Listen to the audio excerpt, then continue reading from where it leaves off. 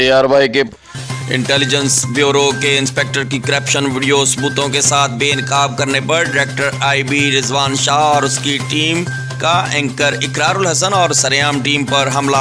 Team सरेआम को नंगा करके नाजुक अज़ा पर बिजली के झटके लगाए गए और वीडियो भी बनाई गई।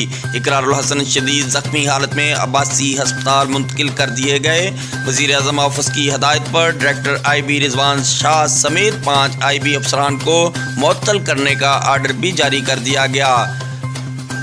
इंटेलिजेंस ब्यूरो के इंस्पेक्टर की करप्शन वीडियो सबूतों के साथ बेनकाब करने पर डायरेक्टर IB रिजवान शाह और उसकी टीम ने एंकर इकरारुल हसन और सरेआम टीम पर हमला किया। टीम को नंगा करके नाजुक अज़ा पर बिजली के झटके लगाए और वीडियो भी बनाते रहे।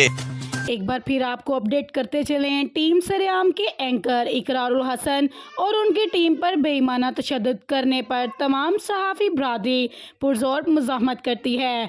इस वाक़े का फौरी नोटिस लेते हुए वज़ीर आज़म की हदायत पर डायरेक्टर IB रिजवान शाह समेत 5 IB अफसरान को मुअत्तल करने का ऑर्डर भी जारी कर दिया गया। मज़ीद ऐसी खबरों को देखने के लिए देखते रहिएगा हमारा चैनल 1 by 1 न्यूज़ HD।